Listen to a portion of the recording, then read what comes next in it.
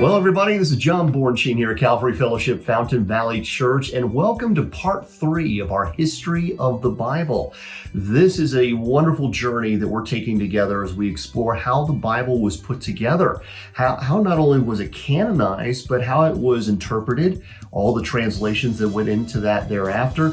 We want to examine all of this. That way you have a firm foundation of truth. You can trust that the Bible that you have in your hands is the holy Word of God.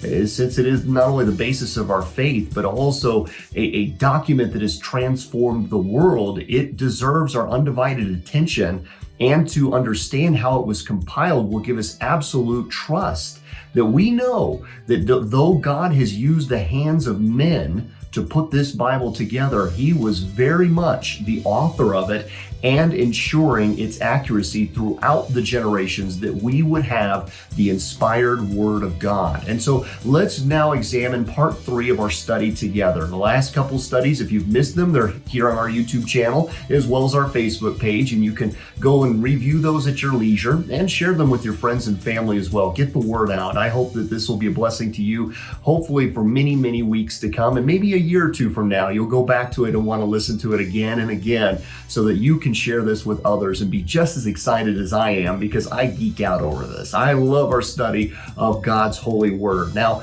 we talked just in brief about how language, the alphabet in particular, had changed the world, and it began there right on the Sinai Peninsula, right around 1440 BC, when Moses is meeting with God, and the first 5 books of the Bible are penned, the Torah.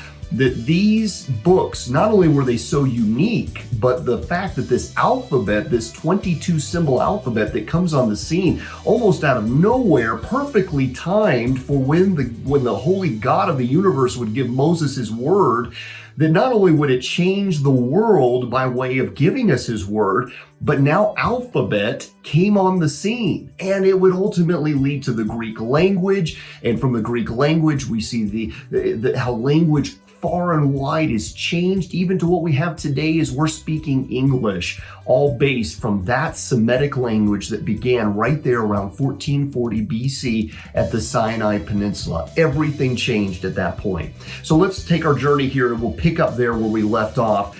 Many of the original texts, as we look at the Bible as we have it today, maybe you have that question of, well, how long did the original texts last? Because we call them original autographs. That when the Bible, that particular letter was first written on a scroll, for example, if we look to the first 5 books, the Torah, Genesis to Deuteronomy, and you examine those, how long did those particular texts last? Because eventually they'd have to be copied again and again to what we have today. So our concern, I believe, is yours as is mine, that you would want to know, did they take the careful attention to make sure that that was all transcribed from one to the other with no error, right? Well, we want to make sure that what we have is exactly what was given then. God has given us so much over the years to verify this, and I love that. But let's just look at this. Neither papyrus nor parchment would last much longer than 300 years. Okay, that's a long time. I mean, if you really examine how many lifetimes that seems to be, and how many people would come and go within 300-year period of time. However, when we're talking about documents that go all the way back to 1440 BC, over 3,400 years ago, we're like, well, that's a lot of copying that's happened over that period of time. Well, due to the difficulty of manufacturing and acquiring papyrus or parchment, the people began to learn to write very small. In fact, some of the texts, some of the scrolls have been discovered were around even as small as 47 centimeters in length by 22 centimeters in width. That is very small. And because of that, what they learned to do is not only capture things in very meticulous detail, and believe me, we're going to cover that. We're going to talk about how they transcribed and the accuracy that went into that. So don't get frustrated if we are not able to cover that here today. We will get to that, of the careful detail and attention that went into that. But they were able to preserve these scrolls because many of the biblical scrolls, what we find through history is they would even last up to 600 years. So while the average scroll that was being unrolled and read and put back together and transported, perhaps across desert conditions or stored in conditions that wouldn't have given longevity to those scrolls, for some reason, and I believe this is God's holy intervention in this, the biblical scrolls would last as long as 600 years, so they wouldn't have to be copied as frequently. Now, here's a picture of a Torah fragment, and you can get a look at that. Let me just help you then put this in proper perspective. If the original writings of Moses, the Torah, were written around 1440 BC, then the originals would have had to be replaced by around 800 BC. And that would just come from natural erosion of the text, opening and closing, as I mentioned, and reading from it on a regular basis. But then something else came on the scene. The Dead Sea Scrolls. Now here's a picture of those, some of the fragments from those. And this was an anomaly, really an ancient text. And we'll talk a lot about the Dead Sea Scrolls as we go through our journey together. But the Dead Sea Scrolls have been called the greatest manuscript discovery of all time. And they were discovered around 1947 up through 1956. Even not long ago, they found even more fragments, all biblical texts. They comprise of about 900 different documents, but in many of them, there are tens of thousands of fragments. Now, these scrolls date, you ready for this? They date to around 250 BC to around 68 AD. Okay, so not that many copies would have been needed between Moses and when we found these particular scrolls. They were written in Hebrew, Aramaic, and Greek. Remember, we talked about that. The Bible was written in all three languages. And here this discovery just comes on the scene at just the right time in all three languages, yes, even ancient Hebrew, to help us validate, to make sure that all translations that have been done, especially when you consider the 1611 King James Bible. And here, these discoveries didn't happen until 1947. So what a way to authenticate, have the translations and the transcription of the text been done with precision. And yes, we were able to validate that. What careful attention to detail it describes, because then it shows that there were very few, if any, errors at all. Now, this priceless collection of manuscripts is invaluable to our understanding of the history of Judaism and the development of the Hebrew Bible and the beginnings of Christianity. And they were all able to survive the desert conditions for 2,000 years. You heard what I just said just earlier. Most scrolls didn't last more than 300 years. The biblical text would last about 600 years. And here we have the Dead Sea Scrolls that had survived 2,000 years. I find that no coincidence at all. Now, some suspect that it's because of where they were discovered. And I think there's some validity to that they seem to be preserved because of their location. Now, where were they discovered? Well, the Dead Sea. What's so unique about the Dead Sea? Well, it's the lowest place on Earth. It's 1,200 feet below sea level, and it creates unique environments as a result. There's diminished effects from ultraviolet rays at that low level. Okay, so, and even the conditions are suitable. You're not going to have the high humidities and other factors that may lead to natural erosion of manuscripts. In fact, as they were pulling them out of the Dead Sea, they had to be preserved right away because now they were going into a new environment and they had to be kept with great attention to their preservation. Now, we look at the Dead Sea. What happened in the Dead Sea? Why is it even called the Dead Sea? Well, not only do you have this large body of water where nothing lives in it because of its high salt content. In fact, I've actually been on the Dead Sea a couple of times, and you can float right on the surface because of the high salt content in it. And it's used, all the muds, the clays around the edge are used in a lot of women's cosmetics and various types of skincare product. So many go there for therapeutic reasons. However, archaeology has also shown us that the cities of Sodom and Gomorrah and its other cities were found in that region as well. What happened there? Well, God judged those cities with sulfur, with fire from heaven, and completely blew them away, almost like a giant crater in the earth. And then look what he does. He puts these ancient texts in the very place where those cities were, as if to point back to him to say, these cities were destroyed for their rebellion. Now I'm giving you my truth. Know my truth. understand my word that you also may be spared from that type of judgment, right? I mean, the perfect plan of God unfolding. What are the oldest manuscripts? I've just told you that the Dead Sea Scrolls revealed some texts that were about 250 BC, okay, over 2,000 years old. That's a great way then to understand the translations that we have today. However, what are some of the oldest texts that still exist today of the Semitic language? Well, and this is all important to understand, because as you're going to understand the proper translations of the Bible, as we look for the word-to-word translations, you want to know that you have other sources that you can draw on to make sure that your translations are accurate, right? We want to know that the ancient Hebrew was copied with precision, so you look to other biblical sources as well. You're thinking, well, as old as it is, what other sources could exist? Well, let me give you a couple examples, or a few here. The Gezer calendar, it's dated to 1000 BC. Still exists today. It was written on limestone tablets and is in the Hebrew language. It was found about 20 miles west of Jerusalem on the way to Tel Aviv. And Joshua had defeated the king of Gezer when the Israelites arrived in Canaan.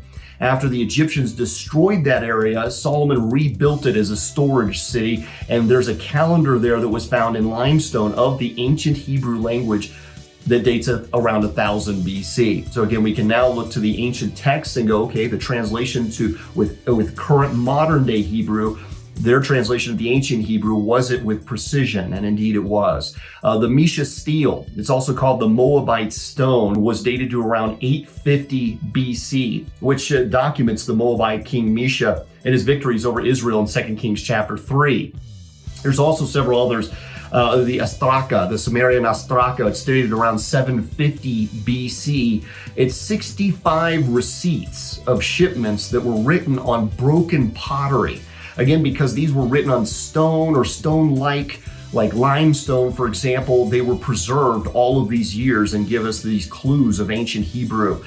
You also have the Salome Inscription. That was around 701 BC. I love that particular date. Not 700 BC, around about 701 BC is when many have expected as they study the archaeology of it and date that particular piece. The Hebrews had written this script, carved it actually on the side of the tunnel of Hezekiah's tunnel. And if you've ever been through that tunnel, you'll see there's a replica there because they moved the original into safekeeping so that it couldn't be harmed or destroyed. You also see the Lakeish Letters, and they're dated around 597 BC. It was a military correspondence related to Nebuchadnezzar's invasion of Israel, also written on pottery. So again, now we've got these texts between 600 BC to 1000 BC with the Semitic language that we can hold accountable all of these translations of the Bible from their original ancient Hebrew and as they were translated in Aramaic and ultimately into Greek. So this primary source of information from classical Hebrew of the Old Testament itself, that these texts are now validated through these other discoveries. But that's where the Dead Sea Scrolls came in. They were instrumental in verifying that the transcriptions were correct. When we look at where they came from, I would just encourage you, we'll study it later on, but go back and study this for yourself. It's an amazing thing of how God revealed these Dead Sea Scrolls. And in 1947 is where we see this cliffside cave. If you go to Israel today, you'll see those caves. They'll show them to you. But here this discovery is given, it's seemingly by accident, but perfectly timed to when Israel would become a nation. And a few of these Dead Sea Scrolls were written in Aramaic as well as Greek. So as I mentioned, we now have all three languages, and the rest all written in ancient Hebrew. So now all of the translations can be reevaluated, as I've mentioned time and time again here already in this particular segment.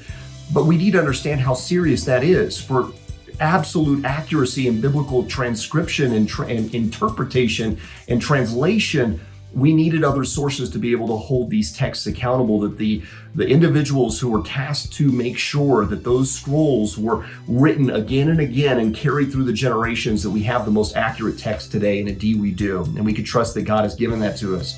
Now, the challenge of translating ancient Hebrew until the 9th and 10th centuries AD, Hebrew had no vowels. It was sometimes written without spaces between words even. It almost looked like some kind of computer code, the way that they were pushed together. As I mentioned, sometimes they'd write so small, it almost just looked like a series of text without even a sentence structure to it. In fact, there would be no punctuation, no periods, no commas, no spaces between the words, certainly no vowels, right? So these words, there were often some consternation about, could we translate these with precision and accuracy, as I mentioned before? Let me give you one such example. Genesis chapter 37, verse 32. There's this story about Jacob who makes this special coat for Joseph, this coat of many colors.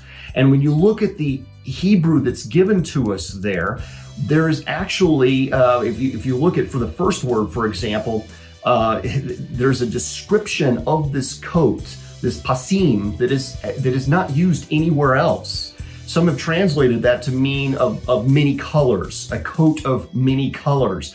A variant of that word is used in 2 Samuel 13:18, but it could also mean a coat that was specialized with perhaps long sleeves or special embroidery or choice wool. So without that word being used elsewhere in Scripture, you have to look to other sources to see if that word is used anywhere else. That's how those who are transcribing and ensuring the biblical accuracy in translation have to use those other sources in order to ensure that that text is translated correctly. That's where the Dead Sea Scrolls came in. Then now they can look to it. They can look to the Septuagint in the Greek. They can look to the discovery of these ancient texts and be able to say, yes, we got the translation accurate.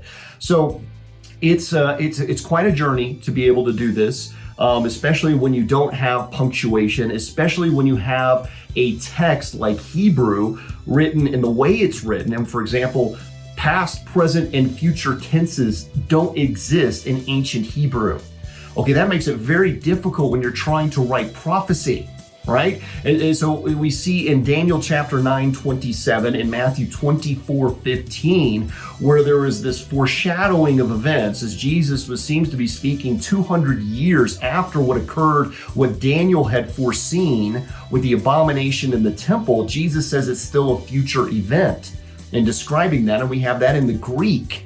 And so when you look to the Hebrew as well, you could start to say, well, was it talking about the same event, or is it the duality in prophecy that we often see of an event that occurs like a future event? And so we have to always be very careful in the biblical translations of such, but it's a wonderful journey, and God has ensured that we have that text as we need it, especially when Aramaic started to come on the scene, because when Daniel was writing, as the people were in captivity in Babylon, the ancient Hebrew was being lost, and it was starting to change. It was starting to adopt the language at that time became Aramaic.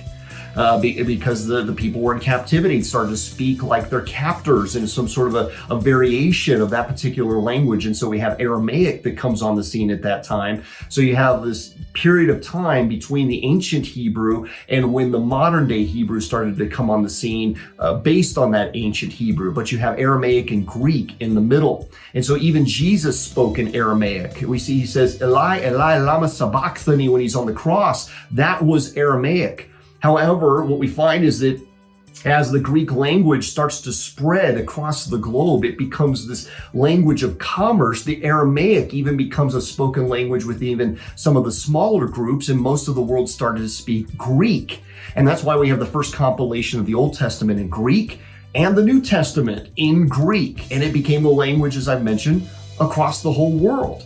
Now, this spread of this Greek language, which is Koine Greek, ended up becoming the basis for many of the other languages around the world as well. And so it was the choice language of the New Testament because as they were going to all the world to give the gospel, they weren't going to use ancient Hebrew then, nor Aramaic. They were going to use the language of the people, which was Greek. And the ancient Hebrew, interestingly, had a lot of similarities. Since the language seemed to be birthed, or at least the alphabet birthed there at the Sinai Peninsula, we find that ancient Hebrew had 22 symbols, these consonants, no vowels, written from right to left. Now that was perfect for your left-brained persons, right?